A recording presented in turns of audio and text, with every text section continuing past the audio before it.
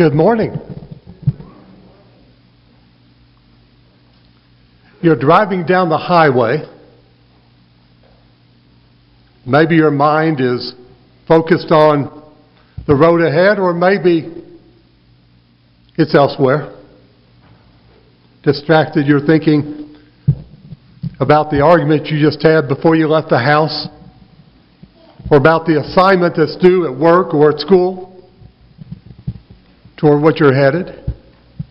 And you're driving peacefully along, and there's a traffic light, and you're running a little late, so you're really happy that the light turns green just before you get to it, and then a car speeds across right in front of your car and just narrowly misses you, almost killing you if it had hit your car. And while you pull your foot out of the floorboard into which you'd driven the brake, in your mind and perhaps with your voice you're screaming at the person who sped through that red light and put you at risk. How dare they run that red light? How dare they break that law? How dare they ignore that authority that was telling them to stop? In our lives, we recognize certain rules, certain laws, certain leaders as having authority. They bring order to our lives. They bring a sense of peace, a sense of we know what to expect. When the light turns green, we assume we can go in an orderly fashion through that light, and no one will come speeding past or into us. We're going to be safe because we trust in the authority and we trust in others to accept that authority. The same principle applies at work. Many of us that have worked at jobs that had standing operating procedures, that statements of work. When we got to work, we knew that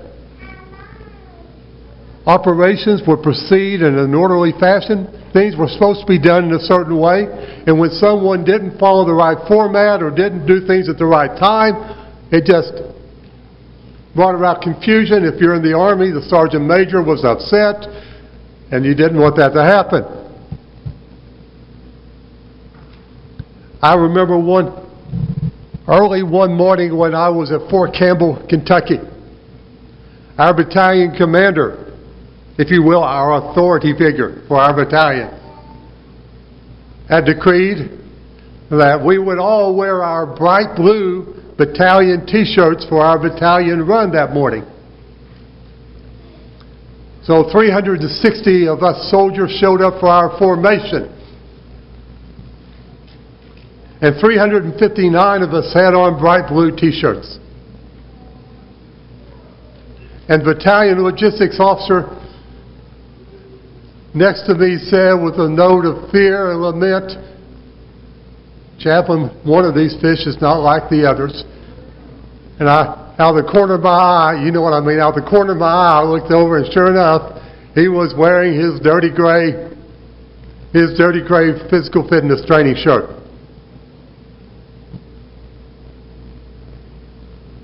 He had not complied with the authority that morning. And he was not enjoying his life.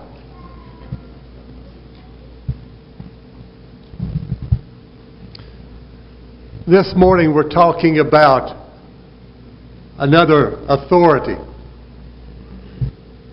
An authority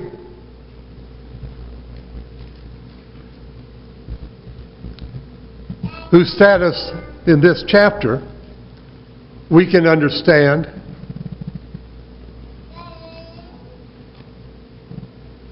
Because perhaps you've been in a situation where someone did something that they weren't supposed to do. They did something they weren't authorized to do. I know, I'm almost certain Dale Weisenbach dealt with situations where he got to a place where there was a tent erected or soldiers were standing in the wrong uniform or something was just not the way that it was supposed to be. And he said, who gave you the authority to do that? And in this chapter, if you look at in John chapter 5,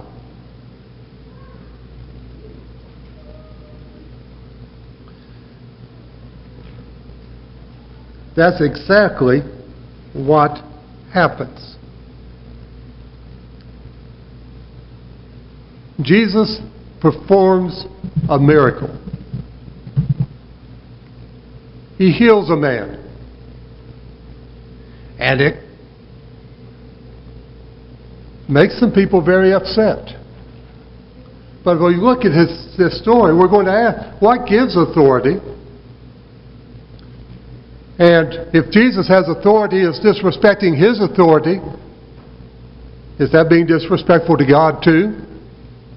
And are there any consequences for those who believe in the authority of Jesus and for those who do not believe in the authority of Jesus? We know in our society, if I'm driving through that light that for me is green and someone speeds through it, running that red light we call it, if there's a police officer sitting nearby in his cruiser, his blue lights will come on and he will be pursuing that car that just ran the red light and exerting his authority. And there will be consequences. And depending on the previous history of that person in driving and obeying the law in other ways, there may be long-term consequences for that person having violated the authority of the red light. But are there consequences for disregarding the authority of Jesus? But there is, in John chapter 5, described a pool in the city of Jerusalem. It's a rather large pool. Our equivalent would be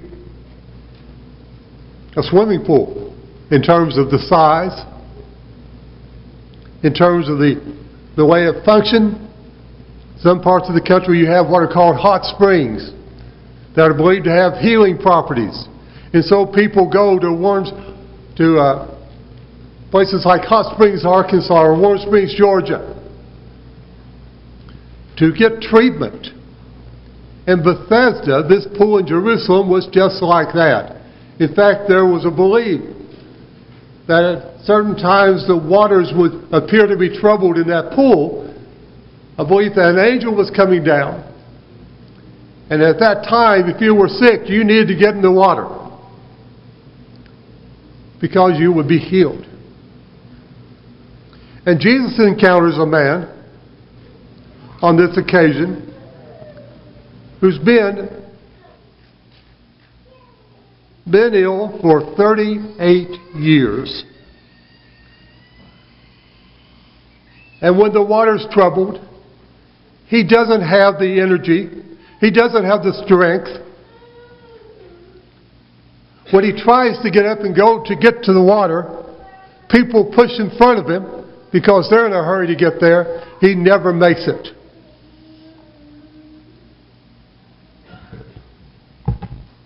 And Jesus asked him,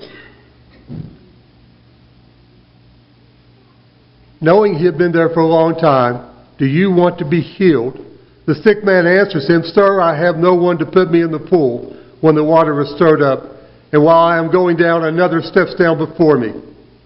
And Jesus said to him, "Get up, take up your bed, and walk." And at once the man realized he's healed.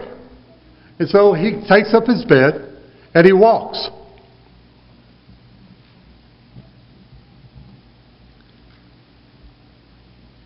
Well, here is the first problem with authority in this passage. Because someone sees this man carrying his bed.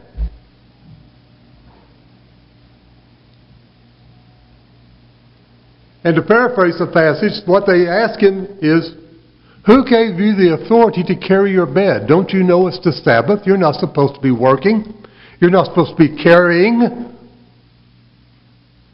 beds through the street of Jerusalem on the Sabbath. Who gave you this authority?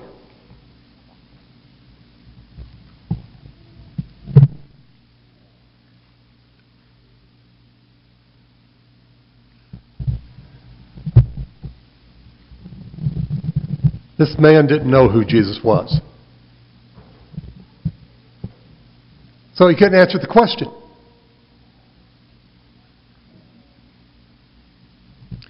Have you ever been talking to a policeman who asks you a pointed question you don't know the answer? You may understand a little bit of the emotion that man probably felt at that moment as he was being asked, okay, where's your authority for carrying this load through this court? And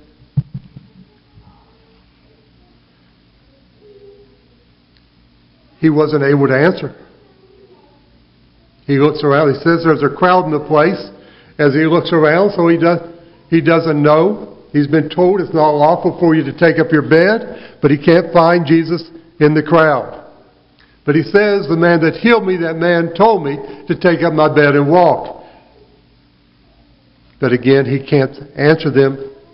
He can't tell them. But afterward, Jesus encounters the man in the temple, and he says to him, see, you are well. Sin no more, that nothing worse may happen to you.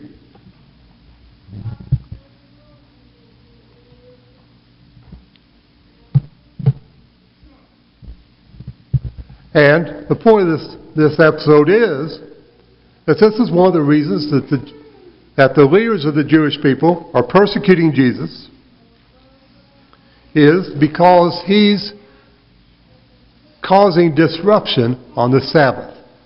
He is healing people. He is causing them to take up their beds after they've been healed and to walk. He's not only violating the Sabbath himself, he's causing other people to, from their perspective.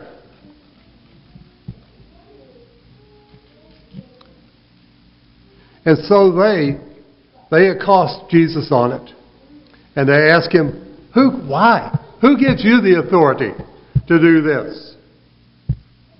And Jesus, we know they asked him that because Jesus answered them, my Father is working until now, and I am working.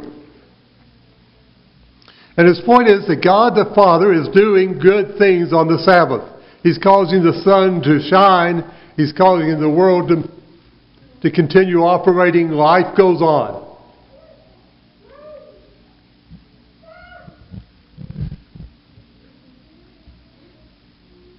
And they realize when he says that he's saying he's the Son of God. He's equating himself with God. And verse 18 says this is why the Jews were seeking all the more to kill him. Because not only was he breaking the Sabbath, but he was even calling God his own Father, making himself equal with God. So they recognized what was going on here. Jesus is saying he has the authority to heal on the Sabbath. He has the authority to lead this other person to do what he's doing because he's doing good.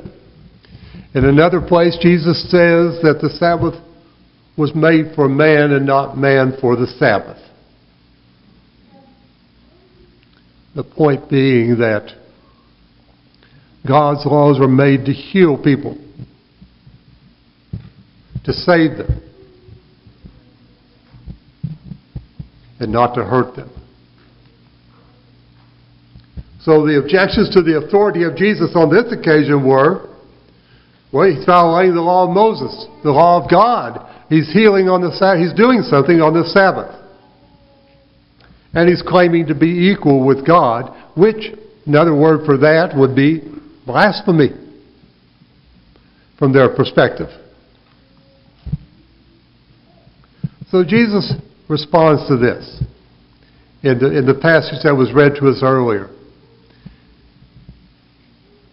And as he talks about his authority, he says that he does not do anything without respect for the authority of God. He only does, verse 19 says, what he sees the Father doing.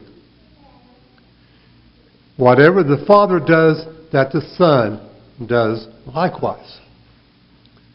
So Jesus' authority is God the Father himself. What God does, he does as his Son.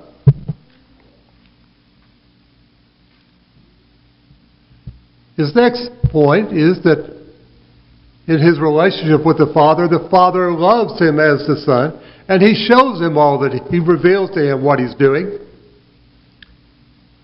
And the result of what he shows him is that people marvel at what he does.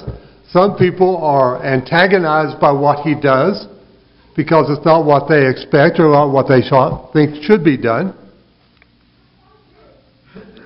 But then he makes the point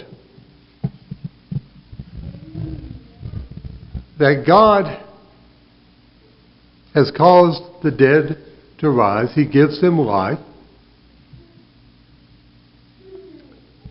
So the Son gives life to whom he will. And this goes back to his authority to heal this man on the Sabbath. But he's talking about something that they know that prophets like Elijah, through the power of God, had caused a young boy to be raised from the dead. The Pharisees, who were among the leading opponents of Jesus, believe that after death there's going to be a resurrection. So they believe God can raise the dead. So he says, as the Father raises the dead and gives him life, so I as the Son can give life to whom I will. This man has had no health, no good health, so Jesus has healed him. And as I've mentioned before, in Greek the word for heal is the same as the word for save. He saved him in a physical way. But he has given him a grasp on life that he didn't have before.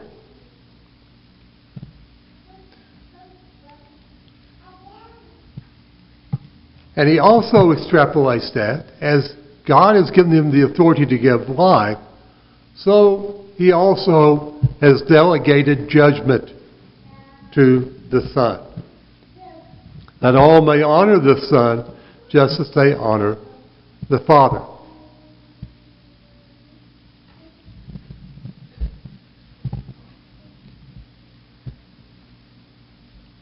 Now, let's imagine for a moment at that red light incident again, that we were the person who was driving the car that ran the red light. And suddenly those blue lights start shining in our rearview mirror. Most people, when they see those blue lights in the rearview mirror, they pull over because they're recognizing the authority. But do those blue lights have authority? No. Does the officer, the police officer, have the authority? He does, in that it's been delegated to him. It's been given to him by the government under the conditions that are laid down in the law of the land. It's a delegated authority. So Jesus says that he has been given authority by God the Father. And among that authority he's been given, is the authority to judge. In John chapter 12, Jesus is going to address this subject again.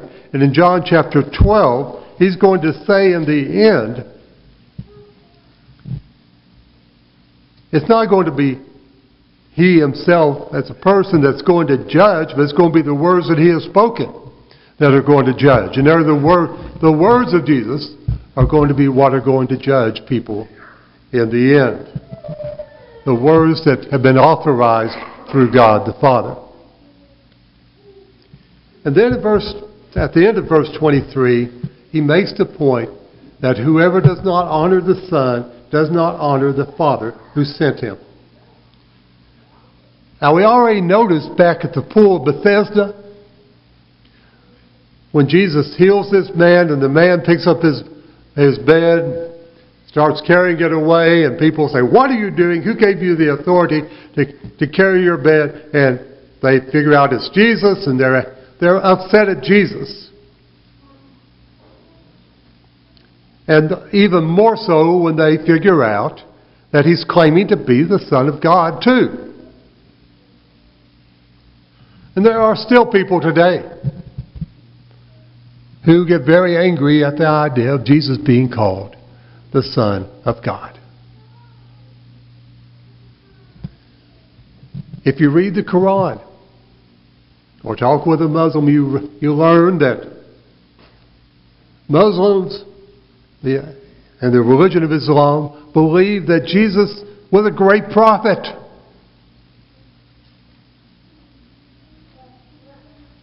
But they get furious at the idea that he claimed to be the Son of God. Because they say there is no God but God.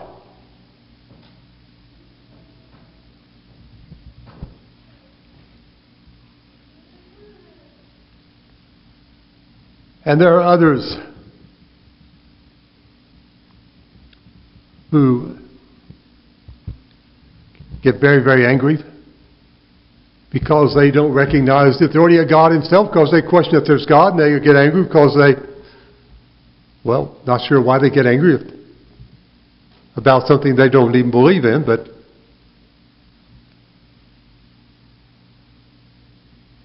atheists and agnostics sometimes get angry at this idea too of authority, of Jesus having authority. What gives him the right? And Jesus' answer was that he derived this authority from God the Father. That he is God's Son in a unique way. He is God's only begotten Son, his only Son. And Jesus says in verse 24, "Truly, truly, I say to you, whoever hears my word and believes him who sent me has eternal life. He does not come into judgment, but is passed from death to life." So Jesus says, here's the transitional point is basically, if you believe. And that goes back to our theme. If you dare to believe, you can have life. If you don't, you come into judgment. You enter into death. "Truly, truly, I say unto you," he says, "an hour is coming and is now here, when the dead will hear the voice of the Son of God, and those who hear will live. For as the Father has life in himself, so he has granted the Son also to have life in himself."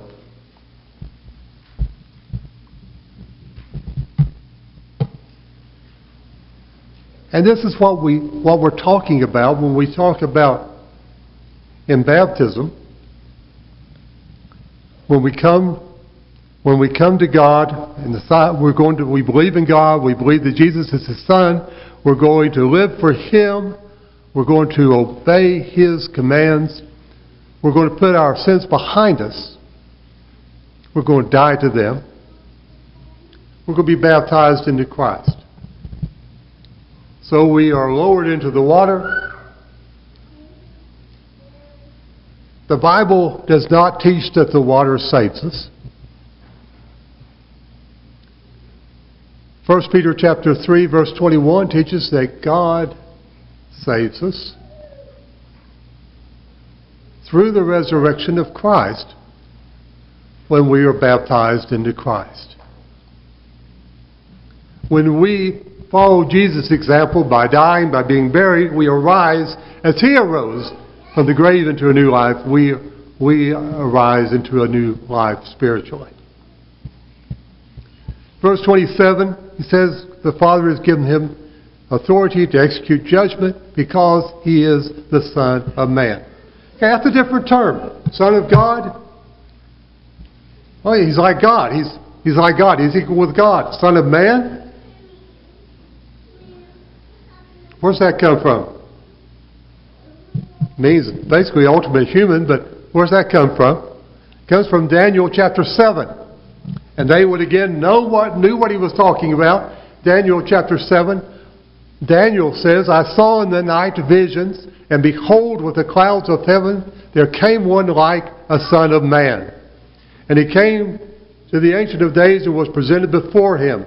And to him was given dominion and glory and a kingdom, that all peoples, nations, and languages should serve him.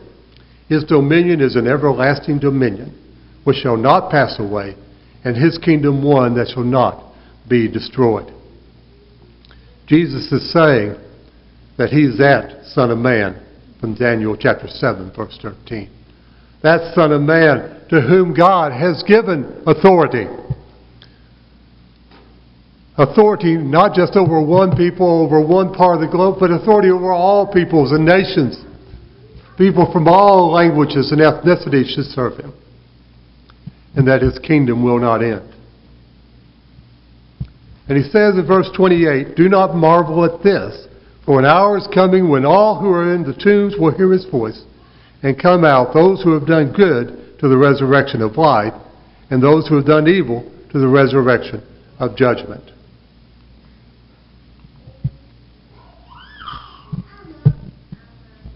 Sometimes we have a problem with this.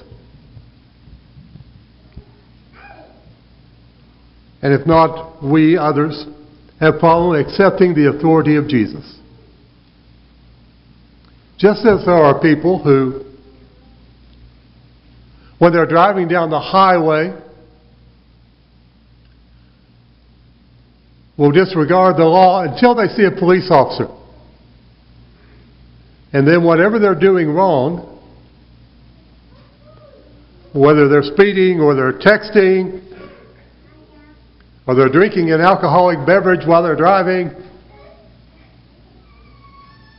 or they're brandishing a weapon while they're driving, they try to hide or change their behavior so that it appears to the authority that they're complying with it.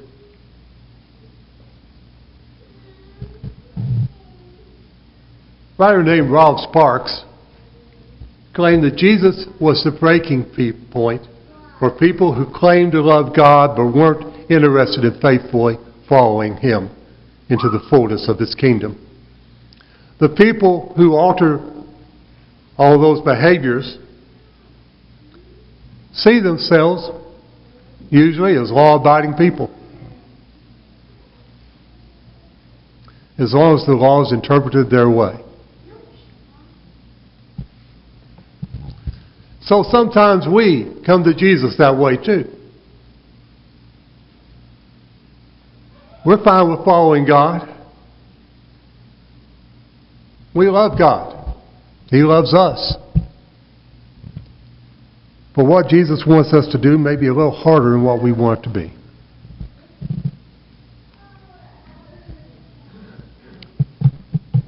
In this passage, Jesus says that all authority does come from God. On a very literal level, the authority of the policeman, the authority of the sergeant major, the battalion commander in the army, the authority of the president, according to Romans chapter 13. All come from God. And so too, the authority of Jesus as the Son of God, he says, comes from the Father. And that the Father has given all judgment to the Son, so that all may honor the Son as they honor the Father.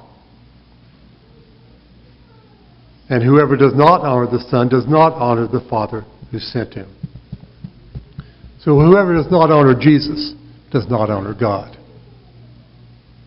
But this point that Jesus makes here too is that those who recognize His authority are going to know life. They literally are choosing life.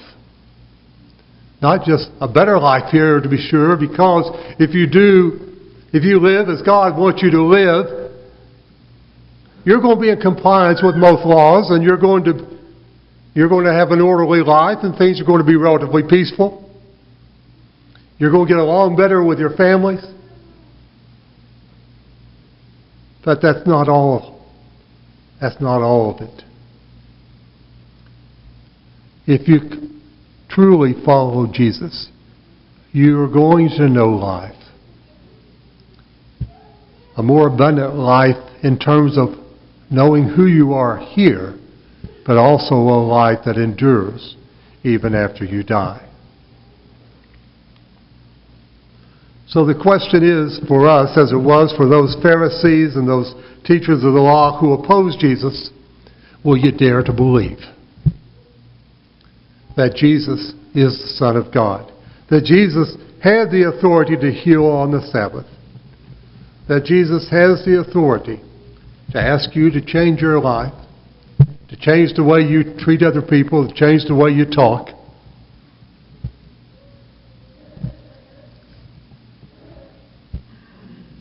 To live for Him. If you need to obey the Lord this morning, if you need to obey Jesus, by being baptized or by reconfirming your allegiance to Him as a Christian, by asking us to pray for you, please come now while we stand and we sing.